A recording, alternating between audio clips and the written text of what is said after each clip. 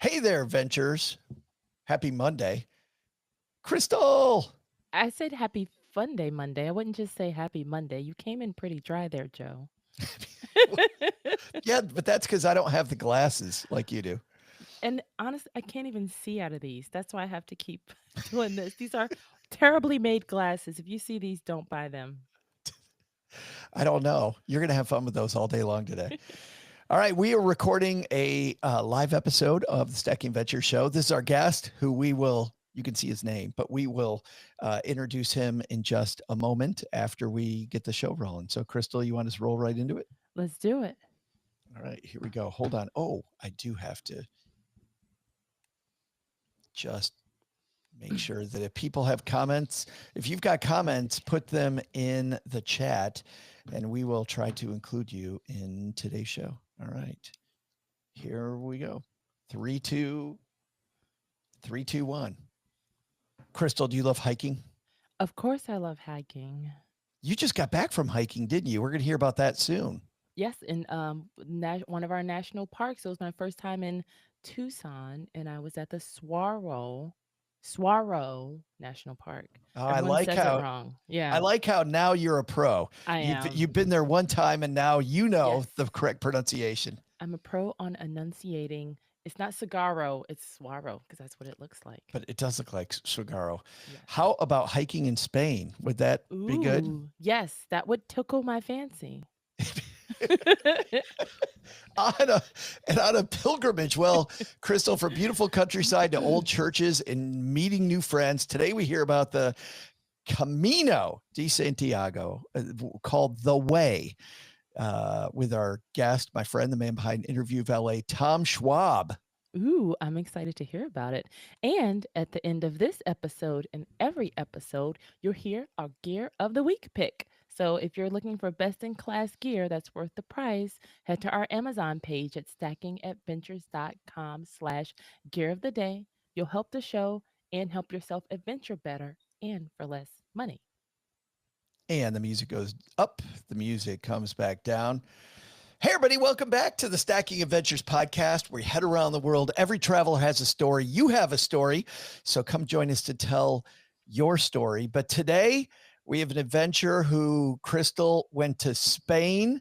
Spain to me means wine. It means hiking between beautiful places. But this is a trip I've wanted to do for a long time. So I can't wait here. Do you know anybody who's done the Camino before? No. But yeah, No. and Spain also says paella, right? It does. I learned to make paella when I went to Spain. Oh, I didn't learn. I learned here in Alexandria at Sur How to La eat it? Table. Know how to make it. It was good. The sucrete is the essence of your I also need to paella. learn to make a good sangria in Oh. Spain. But more than that, I learned how to drink wine, which is very important. You take your hand, you go like this. But today, to explain the Camino de Santiago with us, it's my friend from my hometown, the gentleman behind Interview Valet, Tom Schwab, is with us. How are you, man? Joe and Crystal, I am thrilled to be here. And basically, you just summarized the Camino, right? You do some walking, you do some drinking, you do some eating, and then repeat. Yes. Can we Sign leave me right up. now? Yeah, Right. let's Yeah. go. So, how long, Tom? Well, first of all, the Camino. What to you is the attraction? How did you first hear about it? I first heard about it on a movie that stars Emilio Estevez and his dad, Martin Sheen. And the movie's called The Way. If anybody likes a cheesy family Oh. movie, this is a wonderful cheesy family movie called The Way. And that was the first I'd ever heard about it. When did you first hear about it? It was the same movie, and Was it really? it was probably about a Uh-uh. decade ago, and they've got the new one coming out. I think it's supposed to be out 2026. It's already Huh. filmed and everything. But it was like on our bucket list, and someday we're going to do this. Someday we're going to do this.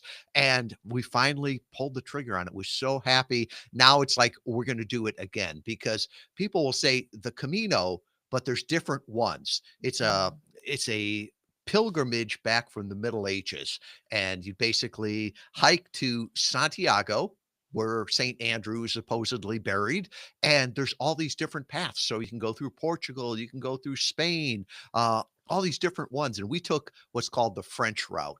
And so you start up in the Pyrenees. It's the same one they did on the movie there. And it was almost surreal to walk by something and go, Oh, hey, that's the set from the movie. How, wow. how much planning does this take? Because I would think that if you're going to hike that far for, I don't even know how long you went. We should probably ask you that, but it would seem to me that would take a lot of planning. You would think so. And some people train for it. Some people plan for it. My wife's a big planner. One of my jokes is always planning is those for those people that aren't smart enough to make it up as they go. So for me, it was more just going there, right? And she did a whole lot more planning. It probably went better because of my bride, Karen. But we did 500 miles in 26 days. And to me, just making it up as we went was more magical. There were some people that had planned out every day, every route where they went. And to me, it was that magic of what was going to happen that day. What did we feel like? How far did we want to go on? So, from that standpoint, I think it was more magical that way of just experiencing it really as a pilgrim and just walking, meeting people along the way, and knowing that we didn't have a set agenda. What did you forget? Was there anything you wish you had that you didn't think of? I wish I hadn't taken so much, right? Ah. So we both had packs and they said keep their packs below 25 pounds. I think mine Mhm. was like 24. And about a week in, I realized I don't need all of this stuff. And the more I walked, the more I realized lack of or simplicity makes me happy. For example, I packed 5 pairs of socks, right? Mhm. And you're like, "That seems fair." Well, there was 2 pairs that I really liked. And so those are the ones I wore, right? Every night, wash the socks, and then hang them on my pack. And I'd have a fresh pair the next day. And there's a phrase that says the Camino will provide. And it was so true, Mm. right? Most of the time we think, well, we've got to control everything. We've got to know everything. There's people along the way that will help you.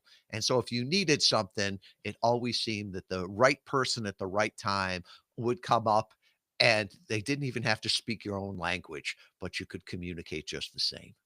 That's amazing. I had a similar experience at the my last trip. I wore the same, and you guys don't think anything bad, but I wore the same 2 pair of pants the whole time. It was like a 5 day, and I was perfectly fine. I was like, "Why did I bring all this other crap?" Yeah, nobody smelled that. Chris, I was just doing the math. Tom and Karen walked 20 and or 19 and a quarter miles per day. You averaged Wow. 19 and a quarter miles, Tom. That's a long, it's like you walked a marathon every day. Pretty close. And we had done a little bit of training on this. We Mhm. live out in the country, and so we walked everywhere, right? It allows us to drink, right? Don't drink and drive. All right, we'll drink and walk, I and like then you it. don't feel as bad on the calories. But a lot of people would get up in the morning, have breakfast, walk a little bit, and then stop at lunch.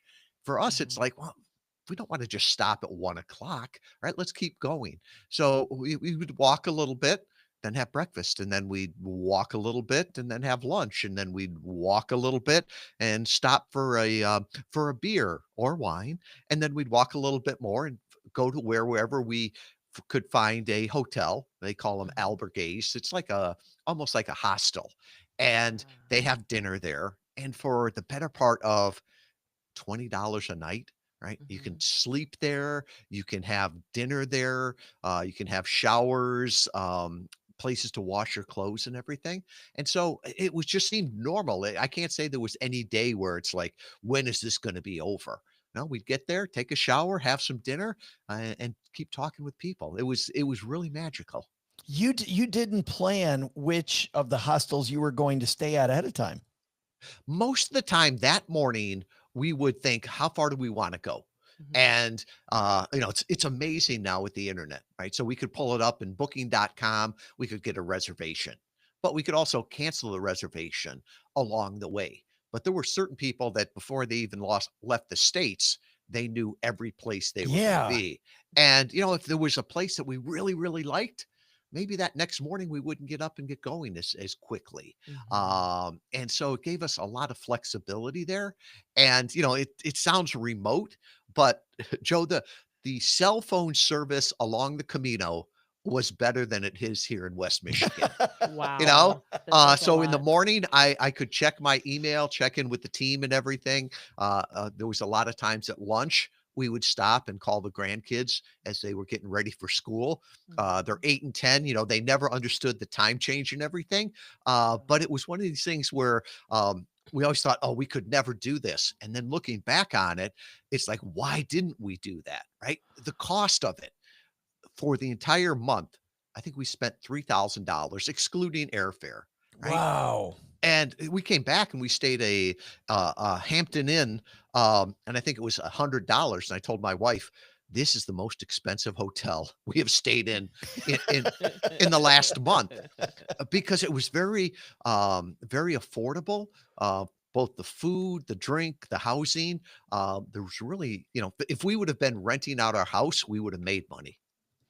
When I would just worry that you aren't gonna have anywhere to sleep. I mean, that's the panic in me is if I don't know where I'm gonna stop. So there must have been vacancy the whole time. Did you go during an off season? What month was it? We went in September, and Okay. I'll be honest with you, that second night, it did almost bite me. So we were walking along and we had met some other people. We stopped for lunch. Lunch got longer and longer, and we thought, oh, we'll just get a place here in town. Well, there was no place left in town. Oh. And we looked at it and thought, well, we can walk to Pamplona, which is about 8 miles away before dark. It's a huge city. There'll be plenty of spots there. And we started to walk along and just thought something will work out. And we saw this old hotel farmhouse on the side of the road. And if you remember from the way, one of the places he stopped, there was a gentleman that was like a bullfighter out in the courtyard. That's right. That was the place. So we walked in there and asked, if they had any rooms, and the gentleman said no. That was fine. We kept walking on. We were about 50 yards away, and we hear somebody, behind us calling to us. And he Mhm. said, "No, we've got uh there was a double booking. We do have a room." And we came back to this place, and I think it was built in the 1400s. It's just Wow. gorgeous. Had a beautiful dinner there, lots and lots of wine. And we got to the point where wherever anything bad happened, quote unquote bad, we would be like, oh, what's this setting us up for? Right. There was another time Oh. I dropped my hat. We went What back for it. goodness? What goodness is this setting me up for? It sounds like. Exactly. It was like there was something amazing on the other side. I dropped my hat one time in a church, and I didn't want to walk back. And Karen's like, oh, let's walk back the half mile. We did. As I put on my hat, there was a gentleman that recognized it. We walked with them the rest of the day. And Nice. Crystal Joe, it was almost like walking with my future self. Uh, Sam and Carol were a decade older than Karen and I, and Mhm. just hearing about their experience, all the rest of that, it's like that's where I want to be a decade from now. Oh, that's beautiful. Speaking of you were walking with people, like what was the diversity like? Like were there mostly Americans walking with you? Like did you notice like how big were the crowds too The if So the closer you got to the end, the more crowded it was. Mm. Some people just come in for the last week. Um, Sometimes it was young people, well, on college, going over there for schooling. It was a lot of people that were newly retired. So that they've always wanted to do it now that they had the time with it. There were a lot of Americans, but there was a lot from other countries. And the funny part was is that language really wasn't a problem, right? There's a lot of problems in the world today, but there's no better time to be alive. You can pull out Google Translate and talk with somebody or find someone that speaks both languages. When we'd sit down for dinner, if there's 8 people at the table, you just sit Yeah. with 8 people. And I can remember one time there was a retired priest sitting next to me, and across the table, there was a gentleman, Thomas. He's a police officer from Berlin. Well, luckily, the priest spoke a little bit of German, and he kept Ah, translating for us. For the next 2 weeks that's after that, I cool. kept running into Thomas. He didn't speak English. I didn't speak German. But every time we saw each other, we would hug, and he'd like point to my foot, like, "How's your blister doing?" "Oh, it's Ouch. great," and we were able to communicate that way. There was one time we stopped and we had lunch together, and we were able to communicate in some way there. Just through Google Translate. Oh, that's cool. You talked about the mountains. How mountainous was your route, Tom? The first day is the worst on the Camino de Frances. So you're going through the Pyrenees. And just like they showed in the movie there, that's where his son dies. And that first day, I was like, I wonder if I'll end up like his son. And honestly, it was not the uphill that bothered me. It was the downhill, just Oh yeah. pounding on my body. And that first day I was like, "Oh, what did I get myself into?" Right? But, that was the worst day, and I think more than anything, it was my mindset of I was not enjoying the scenery, enjoying the view. There were other hills throughout the the whole Camino there, but one of the things I learned is every hill is the same, right? It's got a start, it's got an end, and when you're on it, it's like the biggest hill ever. But just Mhm. keep your head down, keep walking, and you'll get done with it quicker than ever. And that was like a lesson that I brought back with me. It's like every problem we have right now, it's the biggest problem ever, right? But keep your head down. It doesn't last forever. It's so funny, Crystal, just hearing Tom talk, how much this truly is a pilgrimage. I mean, the thoughtfulness and the frugality, right? I don't need everything. It's Right. this hill is my big problem right now. The Yeah. blister along the trail, the fact that we have trouble communicating, like it's fun. You spend so much time that you're able to get some of these beautiful life lessons. Just the idea of being quiet and being with yourself, right? That was amazing. Karen and I, my wife, we walked it together, and there were sometimes we'd be walking and talking. There'd be other times where I'd listen to a book or something. But a lot of times it was just walking and being with my own thoughts. And it's amazing how fast the days would go. Just sometimes, when you're busy at work and the day goes so fast, it'd be Yeah. the same thing. It's like we're 20 miles already, and then you'd What? look at the map and it's like, Pamplona, that was a week ago, right? Where did the time go? What Some of kind these, of map? Yeah, I was yeah. gonna say what kind of trail? Like, was it a trail that you actually followed? Oh, there is now technology, right? Yeah. There's a bunch of different apps, and one of them would actually, like with GPS, tell you where you were on the trail, and it would Got it. tell you how many miles to the next village, what support they had at the next village. It Uh-huh. was very well marked, but I'm not always the most observant guy. So there were times where we'd get off the trail, right? And you're starting to walk on a road and you're like, I haven't seen a sign in a while. Now you pull Oh. up the app and it's like, okay, yeah, go up here and turn left and you'll get back on it. But, and the people there are so nice, right? I felt safer on the Camino. Well, I would say I felt safer in Spain and France when we flew out of there than I did at any place in the United States. Wow. And there were times where we'd be coming into a town in the late afternoon, and there'd be an older man who was whistling at my wife, right? That's how we always said, "Oh, another guy whistling at you," and they'd usually whistle and then they'd point. It's like, "No, you got to go that way." Oh, that's So they funny. they all knew who we were and where we were going. That's cute. I see some of these towns, Tom, Pamplona, you mentioned, Leon, some of these just beautiful historic Spanish places. How much time did you spend in these beautiful, these downtown courtyards and piazzas and just beautiful, beautiful cities before you had to, if you're going 20 hours a day, I don't think, or excuse me, 20 miles a day, I don't think you can linger that long. Uh, Not long enough, right? Hmm. There's a bunch of cities that I want to go back to, and Pamplona is probably the one of my favorite.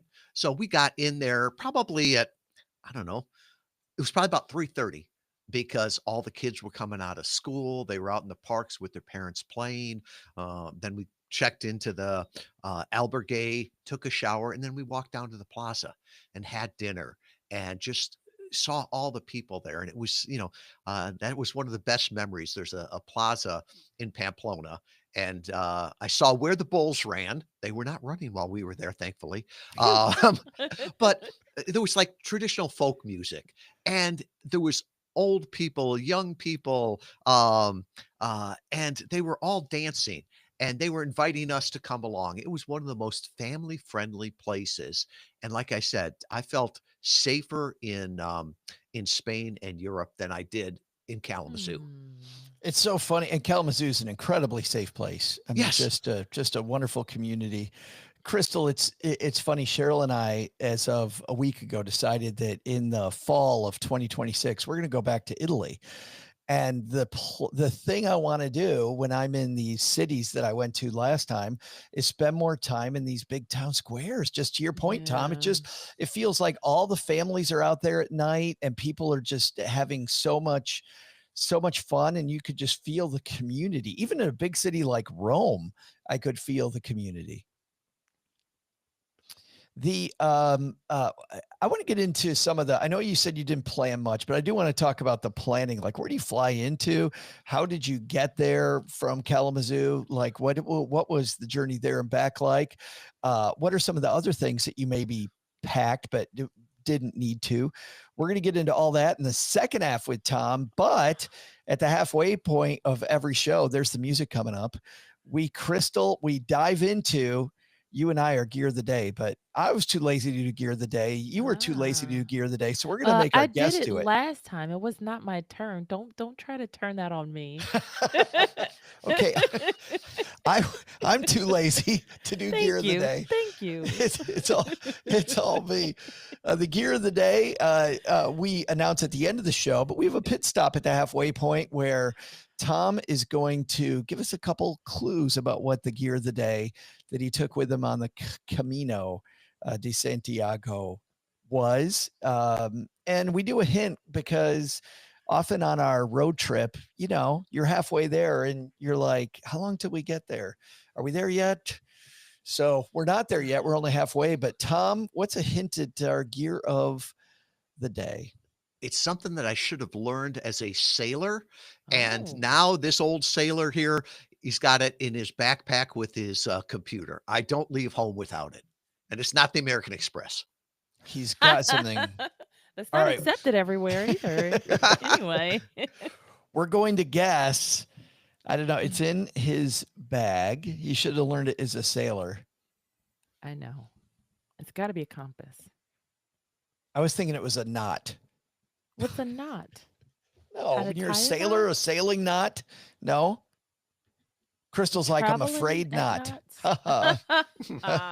But, Yeah. It well, wouldn't in be the a knot. desert, I It could be learned a that compass. in the desert, I learned moss grows. Now I don't remember. On the north side of the On the tree. north. There we go. Phew. Yeah. It's so fun. You were bragging on social media this weekend that you knew that, like had that No, internalized. I said I'd learned. And now look at this. It's a day later. You've been home for 24 And hours. I did remember. I was like, I had the 50-50 chance of Yes. it being north or south. So now I know. All right. Is it compass? I think a compass is a good one. I think we'll go with a compass, Tom, but we're going to think about it and we'll be right back. All right. 3, 2, 1. Crystal, Tom Final said that answer. he has it in his backpack. He took it with him on the Camino and he should never be without it. I think a compass is a good one. Yeah, I think not is a bad one. Just wanted to come back and say that. You're Not. afraid not. I'm afraid not. All right. We're going to find Glad out you if have me. our answer is a compass here soon, but let's dive in. I'm looking at Tom. I'm looking at your route, and you started just over the border in France. My daughter actually lived very close to where the Camino picks up in France. I think it actually goes all the way through France if you want to go like way, way long. I remember when I was in Mm. Germany, you could see like this thing that looked, people in Germany told us it was leading to the Camino if you really wanted to spend all summer doing it.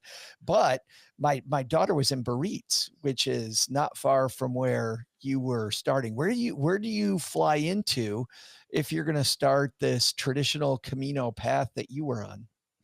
One of the things they always say is, where did you start your Camino? And that's Mhm. wherever you is home.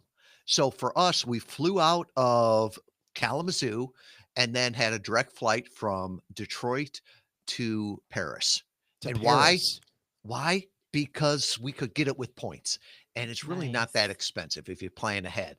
And then it was just a number of trains, right? So a couple of trains around Metro Paris. And anybody that says French people are rude, I didn't meet any. They were so helpful. They'd point the next train. And then we took a train down to Bordeaux and right on the coast. And then from Bordeaux up into the mountains. So it was a few different trains. It took us the better part of a day. We landed mid morning in Paris. And by that evening, we were there at Saint Jean, which is the start of it. And we also wanted to add some time at the end. My wife's grandfather was buried at Normandy, or is buried at Normandy. So we wanted to spend some time there also. So that's the reason that we flew in and out of there. Other people will do it out of Madrid, Barcelona. And like you said, there are Mm. caminos everywhere. So if you want to start in Germany and add a little bit of mileage on it, Joe, you can do that part. A Oh little bit of goodness. mileage. If you want to triple the time, Ouch. it's by 3 months versus a month to do it. The points. Let's talk about the points Yeah. because did you use a special credit card? Is it because you're Tom Schwab and you fly all the time, so you've just accumulated lots of flights uh, I, because of all the podcasting conferences you go to? And I didn't get it on good looks. So it was all through Amex points. It was from frequent flyer miles, all the rest of that. It's one of those things where it's amazing, right? The business expenses that you can put through and still get benefits from that on there. So that's how we did the points. Delta, was it Delta? Delta, yes. Yeah.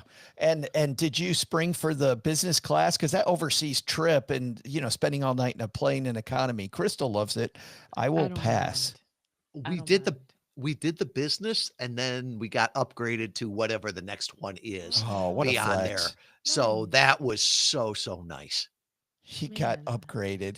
You also That's tough. mentioned like when you were on along the route using booking.com to look up like places to stay. Is that also what you like mostly stuck with, or it was a combo of the we'll just see what they have in the next town? It was probably 50-50. Okay. If we went into a big town, like Burgos, Leon, Pamplona, you could always find places there. But Mhm. some of the smaller towns, there might only be one albergue. And the thing was, if we got there and they were full, okay, the next one is, another mile and a half. It wasn't the end of the world. But Mm. yeah, in Europe, booking.com was very popular. The other thing that I'm glad I didn't forget is I use Amex for everything, right? Mhm. Just so I can get the points. That's not really big in Europe. I'd pull out my American Express and they'd look at me like I had a third eye. They took Visa, Oh, MasterCard, or cash. Uh, interesting. Did you pack cash ahead of time, Tom? I did. I didn't need to, right? Oh, There was good. ATMs everywhere, right? And it was so easy just to go to an ATM, put the code in and stuff like that, and get the cash for a few days. I'm thinking about gear. I know that you don't have your walking shoes in your backpack, so I'm sure this isn't your gear of the day.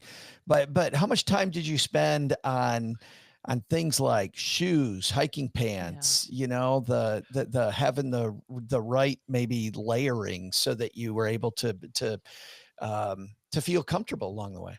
I, Hokas are my addiction, right? Really? Yes, Hokas, my feet feel so good in those, and I burned out a pair of Hokas, at the what, in a month. 500 miles there. But Okay. I had already had a pair that were just like it. I knew that they didn't bother me too much. So had a pair of Hokas. I only took one pair of shoes with me on the entire trip. Uh, Oh. Everything we had was in our backpacks. Had two pairs of pants, right? Crystal, you said two pairs for 5 days. Yeah. I had two pairs For a month. for a month, but we were washing them every night, right? Yeah. And went to REI, and they're still one of my favorite pairs of pants, right? Couple of like shirts, long sleeve, because we knew it was going to be a little bit colder there, and then one. I would call it more of a dress shirt that I could put over for when we went out that night. Um, and like I said, I had too much stuff. Two pairs of pants, two shirts, two pairs of socks. That would have gotten me through.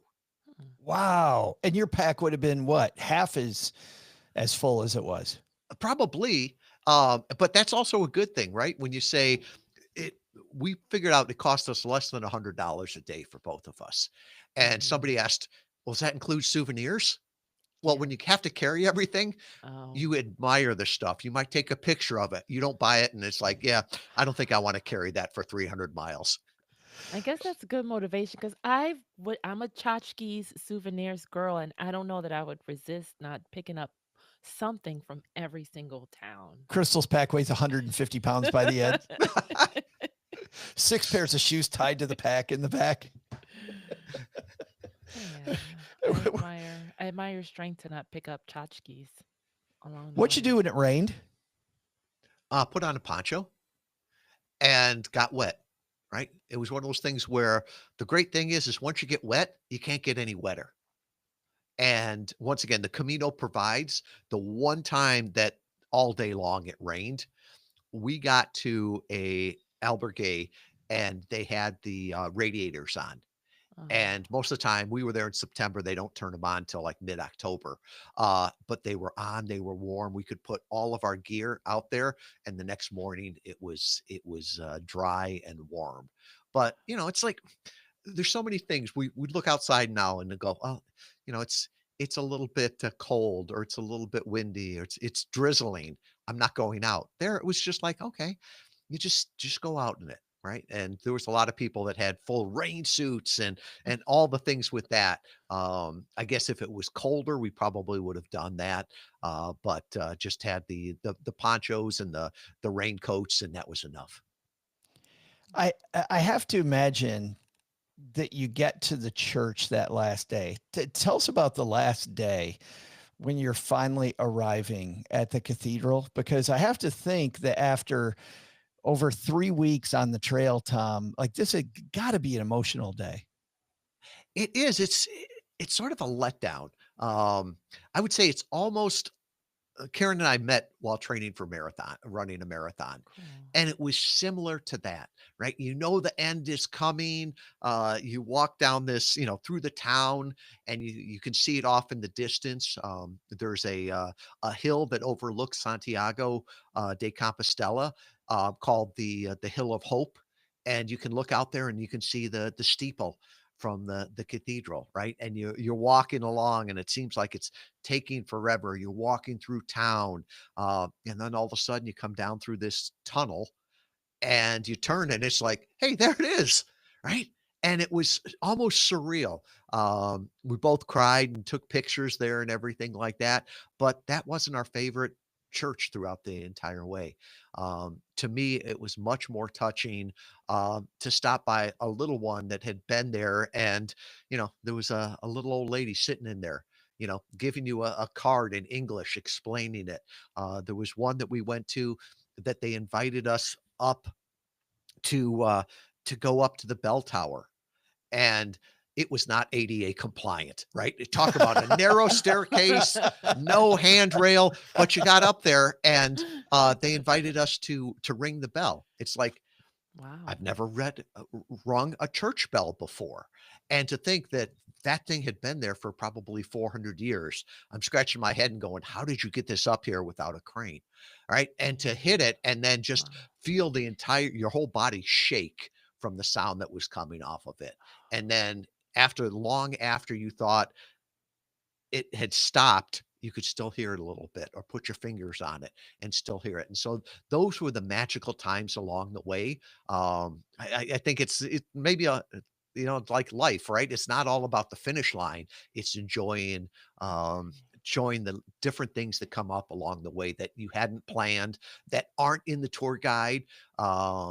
Just the people that you would meet, those kind of things. Oh. It's funny. We look at places like Alexandria where Crystal lives, and we think, man, when I go to Alexandria, Crystal, I'm like, oh, you're around so much old stuff. And Tom's talking about 400 years old, and that's not Right. anywhere near one of the oldest things there. And everybody in Spain would be like, oh, how cute, 200 years. That's neat. It's so young, a baby. Just absolutely beautiful. Wow. When you mentioned that you train, that you walked ahead of time. If somebody is hearing us right now and they're like, I think I want to do this, uh, how much walking should I do? How long do you think I should train for before I'm maybe ready to hit the road? Well, somebody asked me how long I've been training for this. And my I've been answer training my was whole life. 58 years, right? Uh, That first year I yeah. didn't walk. After that, I've been training for it. And so I the like it. oldest person to do the Camino, the French route, I want to say is like mid 90s. So it's one of these things where you don't have to do it in 26 days, right? If you can just walk a little bit, right? It's going to take you more time there. I would say get used to having a pack on your back, right? Because it is different. Um, be used have be used to shoes. Find out which shoes you like and which ones you don't. And that's one of those things where you can't just look online and say, well, this is the one they say to get. No, Right. everybody doesn't have the same feet. Um, that sort of thing. And sometimes it's just the idea of putting on your pack, taking off your pack. What do you really need?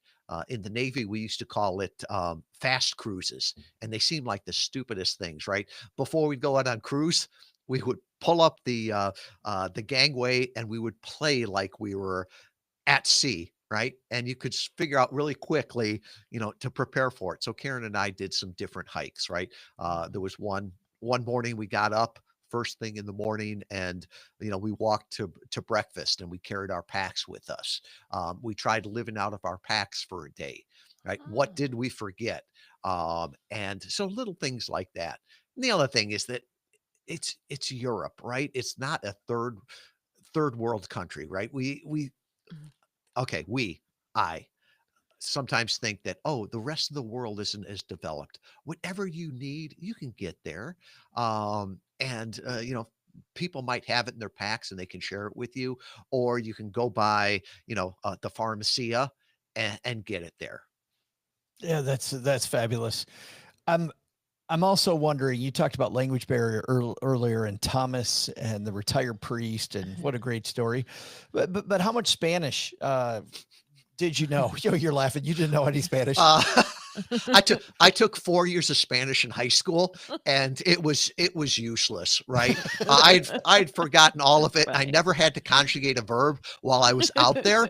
Um, and even Karen did better than I did, where she downloaded the Babbel app the year Yeah. before and was going to work on this. I really didn't do that much. And there was Karen tells the story. We were walking in Pamplona, and we were on the wrong side of this river, and this little Spanish lady came running up to me talking a mile a minute. And I got the idea that you're on the wrong side of the river. And she told me iglesia. And I'm like, that's church. Okay. And then she points, like, go up the stairs. And she makes the stairs with her finger. And we talked there for a little bit. And Karen's like, I thought you guys, if we were going to be there for a few more minutes, we're going to start pulling out your phones and showing pictures of your grandkids, right? You can Cute. communicate. And my my goal of going there was to speak as good as a 5-year-old, right? They can't Mhm. always conjugate verbs. They don't get it right, but they're cute and you want to help them. And so from that standpoint, people are helpful, right? I've Uh, I've known you for a long time, Tom. You speak almost as good as a 5-year-old in English. this is true. Almost. Almost. Oh. Getting close. That's that's awesome. Any big surprise that you remember, surprising story, fun story that we haven't talked about?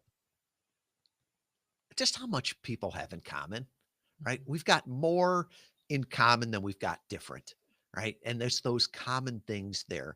And that you can always find something that you have in common with some person. And I think too often we watch the news and the world is a scary place, right? And then you get out there and there's more good people than bad people. Like one night when we were coming back, we were changing trains in Madrid and I messed up the planning, right? I didn't realize that the one train got in at 11 and then it was a different train station and it didn't Mhm. open till 5. So we were there for like 4 hours just sitting outside. There were some homeless people that brought us some cardboard. Just nice people there. And I think it reminded me that that the world is a good place with good people um, and that we're all in it together. Anything else, Crystal, you can think of that our adventurers are Well, screaming at their device they want us to ask Tom? well, I wanted to know what was the best thing you ate where you were like, "Oh, this is Oh, Oh, amazing." there's this Spanish thing called tostada, and I Oh, love it for breakfast. And we I saw thought it you were going to up say there. toast. There's a Spanish thing called toast. toast Well, bread, that man. that is what tostada Yes. translates as toast, right? But it was like fresh made bread and then it was toasted. And Joe, Yeah. they don't put jelly and butter on it. It was like fresh olive oil and this Mm, tomato paste that was just mm, phenomenal. And it was like, every morning for breakfast, I'd have an Americano and tostada. And even we came home here, and that's how I started to have bread, right? A little bit of olive oil on it. We've got mm. some tomatoes that we put in the food processor, and it just takes me back there. So it's not fancy, but I can make the recipe. That If does if sound good. only, Crystal, there was a man who could help people learn how to do interviews well, show them also show them great shows to go on and help them get the message out. If Tom, I wish a place like that existed. Well, you said a man, right? No, it's the team behind me. Well, that's Be- true. Oh, I because also have known you long enough to know that without a great team, Tom is nothing. I I left for 4 weeks and I had to come back because I'm like they're going to replace me. I just know it. My team is great, right? My microphone makes me sound good. My team at Interview Valet makes me look good, and that's um our whole thing is how can we introduce inspiring people to millions of people they could serve for the betterment of all, and that's what we do and what we've been doing for a decade now. Oh, wow, Pe- congrats. People go to interviewvalet.com, correct? Correct. Yes, or write me, my friend, my co-author Crystal. Crystal, jeez almighty. Yeah, my co-author Crystal, my co-host Crystal, Co-host my co-author Emily, is who Crystal Emily. knows. Yes. Emily, big fan of EGV. interview valet, and went on a lot of fantastic interviews that she wouldn't have gotten by herself if it wasn't for Awesome. Tom's amazing team. All right, time for our gear of the The week. reveal. Yeah, Tom, you gave us the clue that it's in your backpack right now. You took it on the Camino. Now you can't think about being without it. We said it must be a compass. Don't say we said. Go ahead and say what you said and what the smarty pants Crystal said. I said it had to be afraid not. So you could say afraid not. And Smarty Pants Crystal, who's way smarter than me, said it has to No. be a compass. So, Tom, what is our Big gear of reveal. the week? It's something that everyone should have in their pack. It's called salty britches, right? And Huh? everybody's like Googling this right now. What? Oh, it is amazing. It's this like thick jelly paste. Think of Vaseline, but 10 times as thick. If you have a rub, right, on your shoe, on your foot, anything like that, put a little salty britches on it. If it's Salty? raining or you're in Arizona and it gets a little bit uh, moist and you start to get chafing someplace, you just Oh. take a little bit of salty britches there, you rub it on there, right? If you've got a new piece of gear and it's just rubbing you the wrong way, right? That beautiful new shirt and the collar is just rubbing you a little bit of salty britches will make all the difference in the world. You can get in these little packs, and I've got one of the little packs in my computer bag there. I don't leave home without it. He should work for the company. That Son. sounded like a Yeah. professional ad, Tom. Holy cow. For This some, it's episode probably- is brought to yeah. you by Salty, Salty Britches. This is not a joke. That's Salty awesome. britches. We have I wouldn't have guessed that in a million years, Crystal. Never. Yeah. I'm speechless. Yeah, that was not on my bingo card. Salty britches. It's always good when you can make Crystal speechless, Tom, because Crystal talks the entire time. I don't get a word in. Everybody is yelling. Now you're making everyone yell at their Now everybody's their yelling at listening their- devices. All right, that's going to do it for today. If you have stories about the Camino of your own, we want to hear those. Please. In about a month, we're going to do your episode where you tell us your story. So, Crystal, what's the URL for that? That is stackingadventures.com/mystory. And maybe we can have Tom back on to listen to the stories with us. Oh, that would be fun if he could do If- it. I know. Oh, that'd we be know awesome. You're busy. We Yeah. also That's always have fun. stories. We need your stories for Thailand as well. We had Crystal's adventure to Thailand last week, so we will need those coming up. Tom, thank you so much for hanging out with us and sharing your adventure story. Yes. Thank you. I love reliving it, and hope we can talk one time when you get back from the Camino, and you can share what you learned there. Pleasure meeting you, Tom. Thank you. So awesome. All right, adventurers, you know the mission. Let's go out and have another adventure today. We'll see you next time. Stacking Adventures. She is Crystal. And I'm Joe. He's Joe. I forgot. I did it the wrong way. I did it the right way, okay, the wrong way. We'll see you next time.